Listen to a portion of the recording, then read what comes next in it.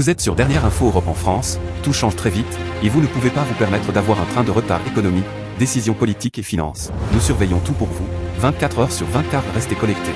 Voici les dernières informations qui secouent la France.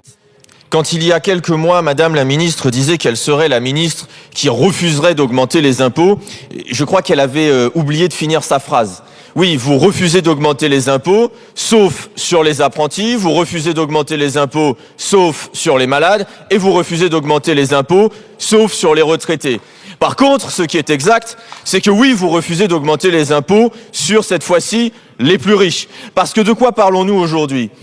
Nous parlons d'un article où vous avez décidé que vous allez augmenter les impôts sur l'ensemble des retraités qui touchent plus de 1 666 € par mois.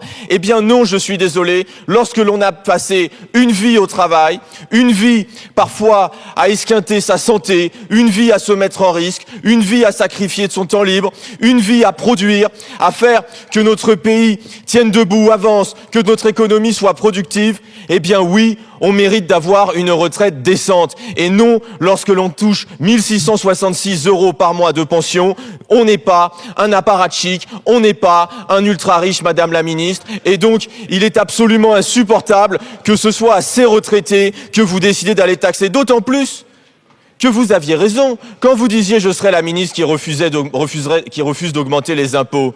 Sans doute pensiez-vous à la ministre qui refuse d'augmenter les impôts sur celles et ceux qui touchent plus de 250 000 € par an, puisque vous avez refusé d'augmenter le taux de la contribution différentielle. Sans doute pensez-vous être la ministre qui refuse d'augmenter les impôts sur le capital, puisque vous avez refusé, avec le Rassemblement national, d'augmenter le taux de la flat tax. Sans doute êtes-vous la ministre qui refusait de faire payer leur juste part aux milliardaires. Les retraités dans notre pays galèrent. Ils sont 2 millions à vivre sous le seuil de pauvreté. Ils sont 5 millions à avoir des pensions inférieures à 1 000 €. Parmi ceux-ci, il y en a 50% qui sont des femmes. C'est eux que vous avez décidé de matraquer. Ici, en augmentant les impôts. Là, en baissant leurs pensions. Ailleurs, en augmentant la CSG. Titre de l'article 100. Je suis assez surpris que le Rassemblement national décide, dès la reprise, de venir aider le gouvernement dans ces manœuvres qui consistent à empêcher l'Assemblée nationale d'aller au bout du texte. Il reste à cette heure plus de 2000 amendements. Nous sommes ici, Monsieur Tanguy, oui, vous pouvez lever les mains vers le ciel, Madame Le Pen. Il reste à cette heure-ci plus de 2000 amendements. De quoi parlons-nous ? Nous parlons du budget de la France. Nous parlons du budget de l'État. Celui dans lequel le gouvernement a décidé de faire des dizaines de milliards d'euros d'économies sur les plus pauvres. Nous n'avons pas pu voter sur le PLFSS, le budget de la sécurité sociale, parce que le gouvernement ne nous en a empêchés. Donc nous devons pouvoir voter sur le budget de l'État. Nous devons pouvoir voter sur la partie recettes. Il reste 2000 amendements.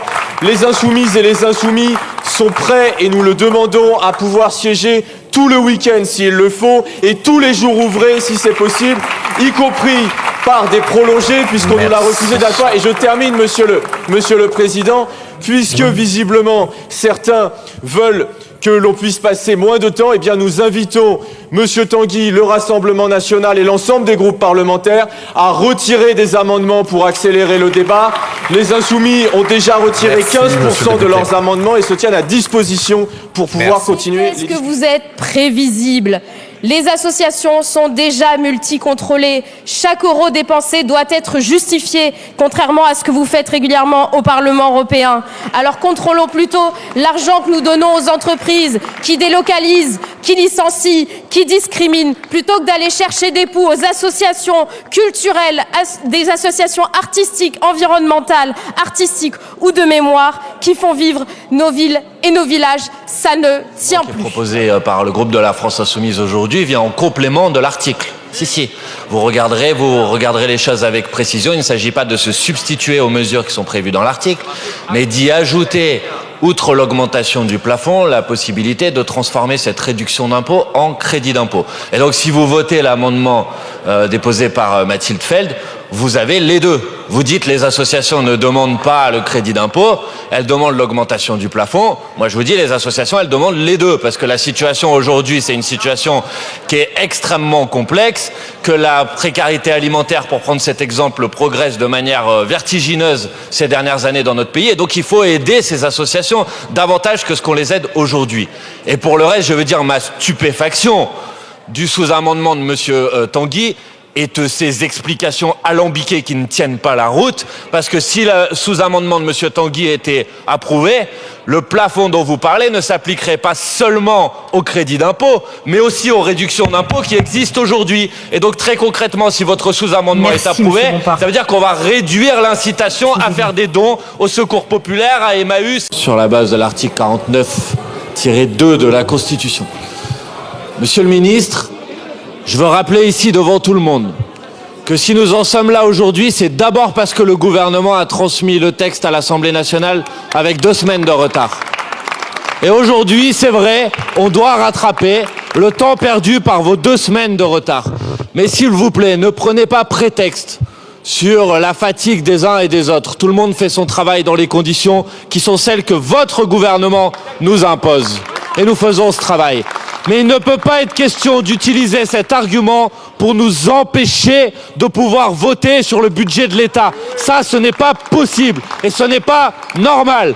Et je dois vous dire par ailleurs que le fait que vous attendiez le jeudi soir, alors que tout le monde ici s'est organisé pour être présent samedi et dimanche, est un manque de respect absolument total pour les parlementaires dans cet hémicycle. Monsieur le ministre, nous ne sommes pas à votre disposition. Nous sommes à la disposition du peuple français et nous faisons le travail pour lequel nous avons été élus. On dirait que désormais, pour vous, le fait de simplement pouvoir partir à la retraite, bénéficier d'une pension digne, avoir une forme de vie pleine et entière après et en dehors du travail, ce serait désormais une forme de luxe ou de privilège. Quand j'entends Monsieur Kasbarian ou encore vous, Madame la Ministre, dire qu'on aurait augmenté les retraités alors qu'on s'est simplement opposé au gel des pensions, c'est quand même quelque chose d'entendre ça ici ce matin. Et donc, on vous le dit, on vous le redira, partir à la retraite et vivre dignement lors de sa retraite, c'est un droit. C'est un droit de tous ceux qui ont cotisé le long de leur carrière. Les retraités sont systématiquement en première ligne de toutes les petites économies que vous cherchez à droite à gauche, ici sur les malades en ALD, aujourd'hui ce matin avec cet article 6 sur les retraités. Et en commission, Madame la Ministre, vous avez utilisé cette expression en disant c'est une mesure de justice entre les retraités. Mais vraiment, je trouve ça scandaleux d'entendre ça lorsqu'on a une mesure qui va pénaliser tous les retraités au-dessus de 1 666 € et lorsque vous avez constamment refusé de faire la justice entre les Français. On est en train de tout mélanger là. C'est extraordinaire à quel point le débat fiscal, il est en plein mélange. C'est-à-dire qu'aujourd'hui, dans un dispositif, la niche Coluche, qui est connue, j'aime pas l'appeler la niche Coluche, mais c'est un dispositif connu, elle fonctionne, elle est au service de nos associations, et quand j'entends la députée du groupe socialiste dire « c'est la reconnaissance de nos bénévoles », non madame, l'amendement qui est déposé par madame Feld ne reconnaît pas le bénévolat par rapport à un crédit d'impôt, enfin ne mélangeons pas tout.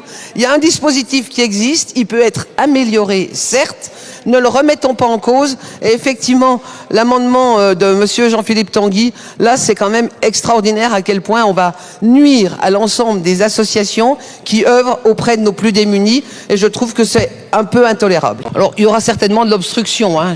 Personne ne se fait d'illusions. Personne ne se fait d'illusions.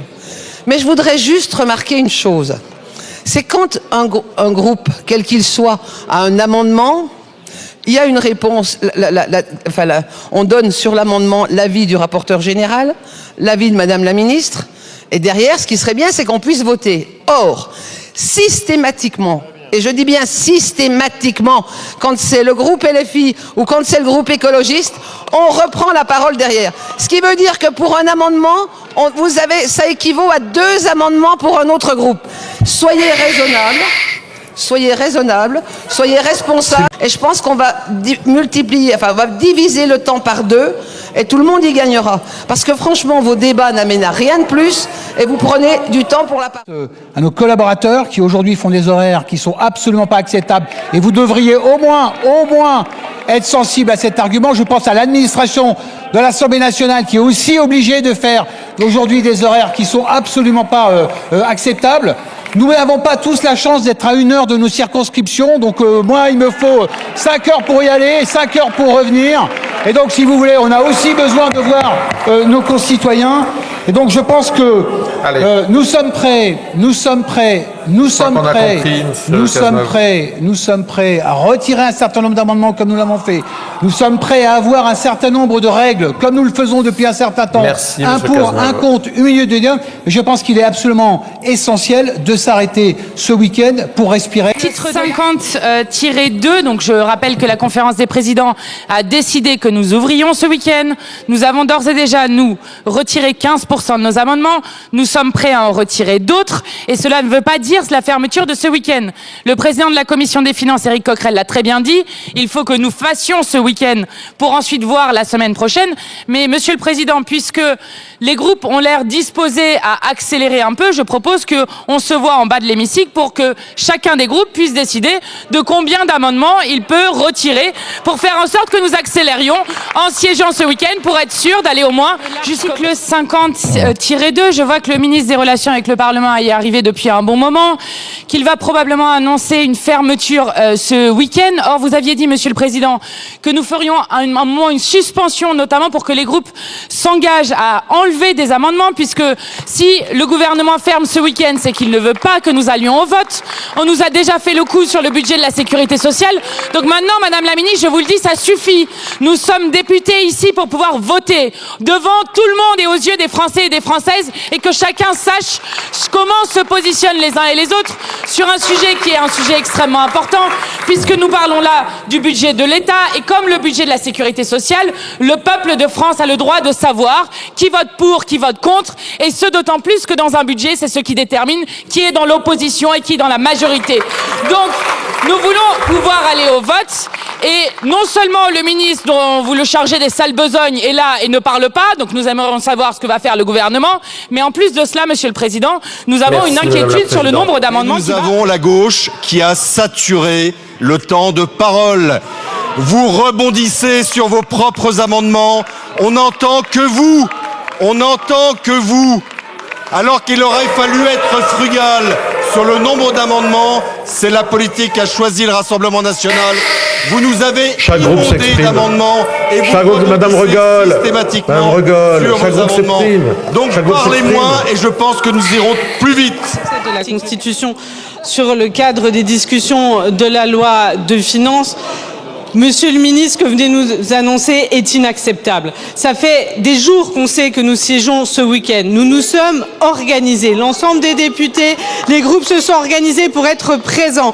Nous remercions le travail fantastique fait et par les administrateurs et par nos collaborateurs.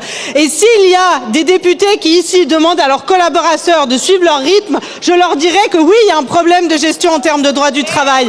Et quand nous siégeons, oui, nos collaborateurs ne travaillent pas. Et quand on a des collaborateurs de groupe qui travaillent, on organise pour qu'ils puissent prendre des repos. Et il y a un travail en termes d'équipe. Donc ne prenez pas cette excuse-là pour ne pas aller au vote, monsieur le ministre. Vous le savez très bien, et madame la ministre, vous savez ce que vous êtes en train d'organiser. C'est le fait que cette Assemblée ne puisse pas se prononcer sur le budget. C'est le fait que vous puissiez continuer à dire que c'est le budget de l'Assemblée nationale, car vous ne voulez pas aller face au vote. Nous avons un nombre important d'amendements. Pour pouvoir être certain d'aller au vote, il faut ouvrir ce... L'actualité française ne s'arrête jamais, et nous non plus. Pour être sûr d'avoir toujours une longueur d'avance et recevoir les dernières alertes infos en direct de France, rejoignez notre communauté. Abonnez-vous maintenant pour ne rien rater des prochains bouleversements. C'était Dernière Info Europe. À chaque instant, nous sommes là pour vous informer.